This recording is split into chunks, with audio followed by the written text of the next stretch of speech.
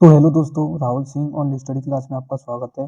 तो दोस्तों, आज हम बात करने वाले हैं जीके फैक्ट क्वेश्चन, जो कि आपके लिए बहुत ही इंपॉर्टेंट क्वेश्चन है। 20/20 क्वेश्चन लेके आया हूँ और आपके एग्जाम में फंसने वाले हैं। आपके एग्जाम भी नज़दीक आने वाले हैं, तो ये बहुत ही इंपॉर्टेंट है। इससे कुछ भी नहीं बचेगा। इससे मतलब ये पृथ्वी की आंतरिक संरचना के अंतर्गत जो भी इंपॉर्टेंट क्वेश्चन बनते हैं, उन्हीं से रिलेटेड मैं आपके लिए क्वेश्चन लेके आया हूँ। तो आपका मतलब एनडीए का एग्जाम भी आगे आगे आ रहा है, जो कि 21 अप्रैल का है। कितने का है? 21 अप्रैल का। तो उसमें इससे 100% ना तो 101% फंसेगा ही फंसेगा एक क्वेश्चन। ओके, इसलिए मैं आपको एक-एक डाउट क्लियर कराते चलूँगा।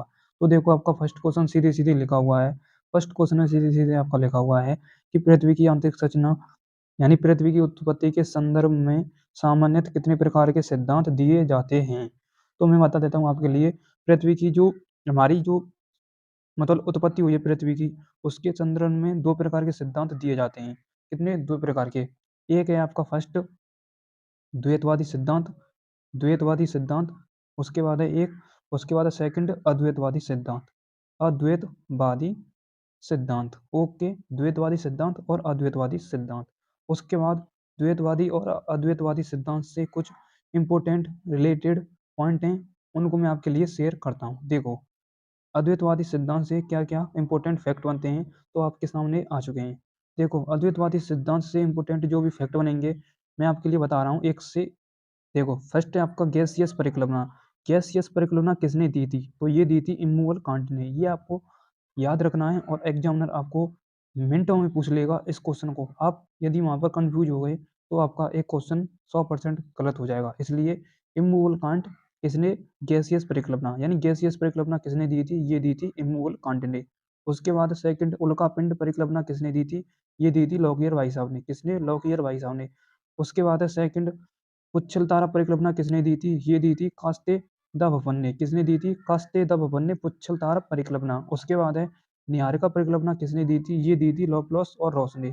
लॉपलॉस और रॉस ने। उसके बाद है सेकंड द्वैतवादी सिद्धांत से संबंधित पॉइंट। ओके, अब देखो, हम समझते हैं द्वैतवादी सिद्धांत से संबंधित जो इंपॉर्टेंट फैक्ट हैं उनको भी। देखो, सबसे पहले आपका ग्राणु परिकल्पना ये दी थी चैम्बरलेन और मोल्टन ने। किसने? ग्राणु परिकल्पना किसने दी थी? चैम्बरलेन और मोल्टन ने। उसके बाद है सेकंड ज्वारीय परिकल्पना किसने दी थी? ये दी थी जेम्स जीन्स जेफरीज ने। इसने ज्वारीय परिकल्पना किसने दी थी? जेम्स जीन्स जेफरीज ने। ओके, उसके बाद है नेक्स्ट नेक्स्ट सीधे सीधे लिखा हुआ है द्वितारक सिद्धांत। द्वितारक सिद्धांत यानी दो तारा का सिद्धांत किसने दिया था? ये दिया था रसेल ने। किसने दिया था? रसेल ने। उसके बाद है अभिनव तारा सिद्धांत किसने दिया था? ये दिया था होयल और लिटलटन ने। किसने? होयल और लिटलटन ने। उसके बाद है लास्ट अंतरंतरांक धूल परिकल्पना किसने दी थी? ये दी थी ओटो सिमन ने। किसने? ओटो सिमन ने। तो ये होते हैं आपके इंपॉर्टेंट फैक्ट, जो कि द्वैतवादी और अद्वैतवादी से संबंधित। ओके, ये आपको याद रखने हैं 100% ना तो 101%। ओके, अब मैं चलता हूँ नेक्स्ट क्वेश्चन की तरफ। अब नेक्स्ट क्वेश्चन में आपका कॉन्सेप्ट क्लास। अब देखो, नेक्स्ट क्वेश्चन में आता है आपका पृथ्वी की आंतरिक संरचना। क्या आता है? पृथ्वी की आंतरिक संरचना। अब देखो, हम पृथ्वी की आंतरिक संरचना को पढ़ेंगे, वो भी इंपॉर्टेंट फैक्ट के साथ। देखो, तो पृथ्वी की आंतरिक संरचना यानी इंटरनल ऑफ द अर्थ। पृथ्वी की आंतरिक संरचना इंग्लिश में कहते हैं earth of the internal structure. Okay, तो देखो, पृथ्वी की आंतरिक संरचना को कितने भागों में बांटा जाता है? पृथ्वी की आंतरिक संरचना को मुख्य रूप से दो भागों में बांटा गया है। एक है प्राकृतिक स्रोत, जिसे इंग्लिश में कहते हैं आर्टिफिशियल सोर्सेस। प्राकृतिक स्रोत, अप्राकृतिक स्रोत है आर्टिफिशियल सोर्सेस। उसके बाद है प्राकृतिक स्रोत नेचुरल सोर्सेस। अब देखो, अप्राकृतिक स्रोत को कितने भागों में बांटा गया है? इसे 3 भागों में बांटा जाता है, घनत्व, दबाव और तापमान। घनत्व को इंग्लिश में कहते हैं डेंसिटी, दबाव को कहते हैं प्रेशर और तापमान को कहते हैं टेम्परेचर। क्यों बांटा गया है? क्योंकि पृथ्वी के अंतर्गत आपको दाब भी पढ़ने को मिलता है और ताप भी पढ़ने को मिलता है, और क्या डेंसिटी भी पढ़ने को मिलती है, बोले तो घनत्व। ओके, इसलिए इसलिए इरेटोस्थनीज भाई साहब ने, मैंने आपके लिए पहले बताया था कि मतलब इसी के कॉन्सेप्ट के आधार पर इरेटोस्थनीज भाई साहब ने, किसने? इरेटोस्थनीज भाई साहब ने यानी फिजिक्स के कॉन्सेप्ट को ज्योग्राफी के अंतर्गत ऐड कर दिया था। मेरा मतलब ज्योग्राफी के कॉन्सेप्ट को फिजिक्स के अंतर्गत ऐड कर दिया था। तो देख लो, आपको डेंसिटी भी पढ़ने को मिलेगी इसमें, और दबाव भी पढ़ने को मिलेगा, और तापमान भी पढ़ने को मिलेगा। उसके बाद है नेचुरल सोर्सेज। बोले तो प्राकृतिक स्रोत को भी 3 भागों में बांटा गया है। एक है भूकंप भूकंप विज्ञान, उसके बाद है ज्वालामुखी उद्गार, उसके बाद है उल्का पिंड। क्या? उल्का पिंड। ओके, भूकंप विज्ञान, ज्वालामुखी उद्गार और उल्का पिंड। अब देखो, प्राकृतिक स्रोत जो प्रकृति के द्वारा होते हैं। प्रकृति के द्वारा कौन-कौन से सोर्सेज़ होते हैं? ये होते हैं, देखो अपने आप भूकंप आता है। जैसे भूकंप वहाँ पर आता है जो हमारी प्लेट होती हैं 8 प्रकार की, उनके किनारों पर जो देश बसे हुए होते हैं, जैसे जापान भी बसा हुआ है, जापान में भी भूकंप आ चुका है, जैसे नेपाल। तो ये जो प्लेट 8 प्रकार की प्लेट होती हैं, मैं उनको लेकर आऊँगा अगले कॉन्सेप्ट क्लास में। तो भूकंप तभी आता है जब मतलब प्लेटों के किनारे पर वे बसे हुए होते हैं शहर, तो प्लेटें आपस में खिसकती रहती हैं। कभी प्लेट ऊपर से नीचे की ओर जाती है, कभी वो अप डाउन होती है, कभी वो लो डाउन होती है। इसलिए भूकंप आते रहते हैं। इसलिए प्राकृतिक स्रोत हैं वो, प्राकृतिक घटना है। इसलिए प्राकृतिक घटना में आपका भूकंप विज्ञान और ज्वालामुखी उद्गार और उल्कापिंड देखने को मिलते हैं। और उल्कापिंड जैसे हमारी पृथ्वी पर आके गिरा है, उससे लोनार झील का भी निर्माण हुआ है। उल्कापिंड भी क्या होते हैं? उल्कापिंड मतलब एक तरह के ऐसे पिंड होते हैं जो बृहस्पति और मंगल ग्रह के बीच में जो क्षुद्र पेटी है ना, वही आपकी उल्कापिंड पेटी कहलाती है, जिसे इंग्लिश में कहते हैं एस्टेरॉयड पेटी। ओके, तो ये मतलब आपकी प्राकृतिक घटना है, इसलिए प्राकृतिक घटना में आपको भूकंप और ज्वालामुखी और उल्कापिंड पढ़ने को मिलेंगे। उसके बाद आपका नेक्स्ट कॉन्सेप्ट क्या है? अब मैं नेक्स्ट कॉन्सेप्ट की तरफ चलता हूँ। अब देखो, नेक्स्ट कॉन्सेप्ट में आपका सीधे-सीधे दे रखा है इनडायरेक्ट और डायरेक्ट साधन। अब देखो इनडायरेक्ट और डायरेक्ट साधन क्या हैं? पहला आपका होता है इनडायरेक्ट, उसके बाद है आपका ये होता है इनडायरेक्ट बोले तो अप्रत्यक्ष साधन। अप्रत्यक्ष साधन, एक होता है डायरेक्ट जो कि होता है अप्रत्यक्ष साधन। अप्रत्यक्ष और प्रत्यक्ष साधन क्या होते हैं? इन्हीं से पृथ्वी का फॉर्मेशन हुआ है, मतलब इसी भाषा में कहें प्रत्यक्ष और अप्रत्यक्ष की भाषा में कहें, और इसी की भाषा में हम बात करें जैसे अप्राकृतिक और प्राकृतिक, ये दोनों नेम सेम है। ओके, प्रत्यक्ष कहो या अप्रत्यक्ष कहो, देखो वहाँ पर भी 2 नेम है और यहाँ पर भी 2 नेम है, अप्राकृतिक और प्राकृतिक, खाली थोड़ा नेम ही चेंज है। ओके, इसलिए हम इनको पढ़ेंगे प्रत्यक्ष और अप्रत्यक्ष को भी। देखो, अप्रत्यक्ष साधन को इंग्लिश में कहते हैं इनडायरेक्ट मीन्स। अब देखो, इस अप्रत्यक्ष साधन में क्या है? देखो, सबसे पहले आपको मिलता है पढ़ने को वोल्केनो, इंग्लिश में कहते हैं ज्वालामुखी को वोल्केनो। उसके बाद भूकंप, जैसे भूकंप, सुनामी जैसे भूकंप आते रहते हैं, मैंने आपके लिए बताया था ज्वालामुखी और भूकंप के बारे में। उसके बाद है आपका नेक्स्ट क्वेश्चन इसी से रिलेटेड, देखो इसी से रिलेटेड क्वेश्चन है, देखते जाइए। अब देखो, इस क्वेश्चन में सीधे-सीधे लिखा हुआ है, पृथ्वी की आंतरिक संरचना को कितने भागों में बाँटा गया है? पृथ्वी की आंतरिक संरचना को कितने भागों में बाँटा जाता है? तो मैं बता देता हूँ आपके लिए, पृथ्वी की आंतरिक संरचना को 3 भागों में बाँटा गया है। कितने भागों में बाँटा गया है? 3 भागों में बाँटा गया है। 3 भागों में, इसलिए इसका बी ऑप्शन करेक्ट होगा। अब देखो, मैं आपके लिए उनका नाम बता देता हूँ कि पृथ्वी की इंटरनल जो स्ट्रक्चर है, उसको कितने भागों में बाँटा गया है? 3 भागों में बाँटा गया है। देखो, सबसे पहले आपका क्रस्ट, सबसे पहले आपका क्रस्ट, CRUST क्रस्ट, उसके बाद है आपका मेंटल, उसके बाद है आपका कोर। अब देखो, क्रस्ट को क्या कहते हैं इंग्लिश में? क्रस्ट को इंग्लिश में कहते हैं भूपा-पर्टी, भूपा-पर्टी।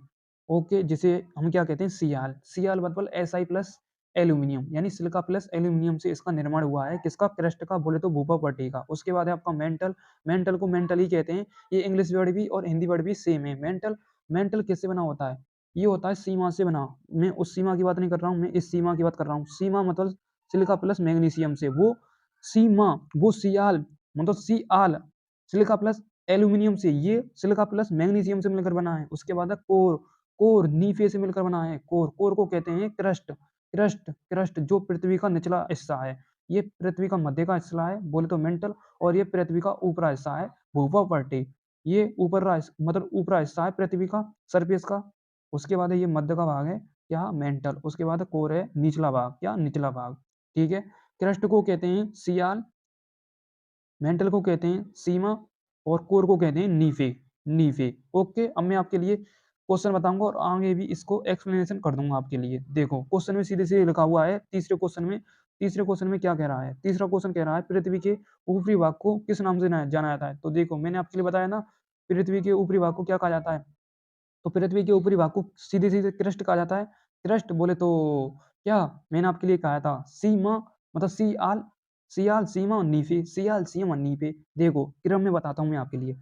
सबसे पहले आपका फर्स्ट है सियाल, सियाल। सेकंड है आपका सीमा।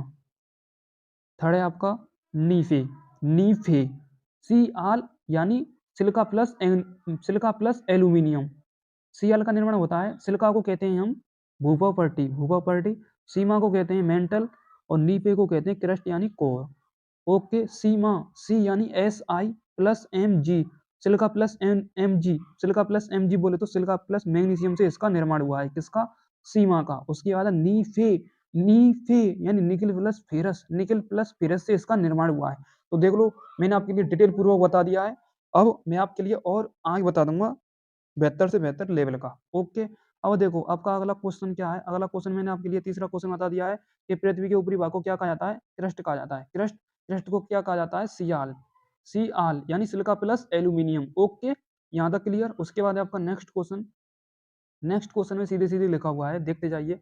नेक्स्ट क्वेश्चन सीधे सीधे कह रहा है कि क्रस्ट की औसत गहराई कितने किलोमीटर तक है? औसत गहराई की बात कर रहा है ये। तो देखो, औसत गहराई इसकी बता देता हूँ। इसकी औसत गहराई है, मैक्सिमम मैक्सिमम की बात करें, मैक्सिमम की बात करें, इसकी मैक्सिमम गहराई है 5 किलोमीटर। कितनी है? 5 किलोमीटर। और महासागरों की बात करें, किसकी? महासागर बोले तो ओशियन की हम बात करें, तो ओशियन में इसकी गहराई है 30 किलोमीटर, 30 किलोमीटर। ओके, वैसे बात करें क्रस्ट की औसत गहराई तो 5 किलोमीटर है। कितनी? 5 किलोमीटर। उसके बाद महासागरों में बात करें, ओशियन की बात करें, तो 30 किलोमीटर ओशियन में। ओके, आपको याद रखना है, इसलिए इसका करेक्ट आंसर क्या आ जाएगा?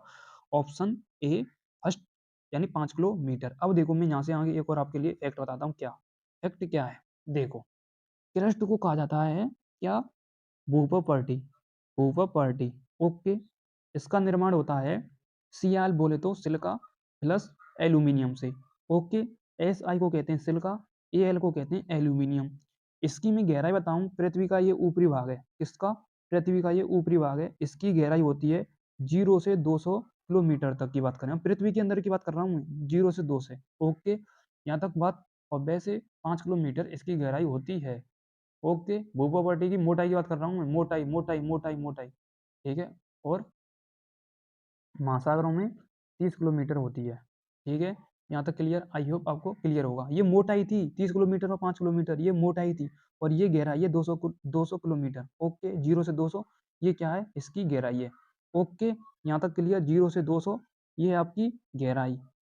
उसके बाद जो 5 किलोमीटर थी वो मोटाई थी। और वैसे ओशियन की हम बात करें महासागरों के अंदर, तो 30 किलोमीटर मोटाई। ओके, यहाँ तक क्लियर? आई होप आपको क्लियर होगा। अब मैं अगले क्वेश्चन की तरफ चलता हूँ। अगला क्वेश्चन है आपका पांचवा क्वेश्चन। पांचवें क्वेश्चन में सीधे सीधे लिखा हुआ है, क्रस्ट का निर्माण किन किन से मिलकर बना होता है? देखो, मैंने आपके लिए बताया था सियाल, सीआल बोले तो सिलिका प्लस एल्यूमिनियम, तो इसका फर्स्ट आंसर करेक्ट है। क्रस्ट का बोले तो भूप्रॉपर्टी को कहते हैं क्रस्ट।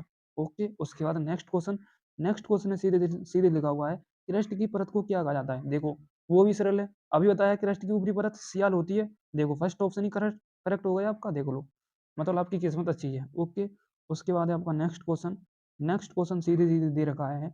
नेक्स्ट क्वेश्चन में आपका क्रस्ट भाग का औसत घनत्व। अब इसमें बात करिए डेंसिटी की, किसकी? डेंसिटी की। ओके, डेंसिटी बोले घनत्व की बात करिए।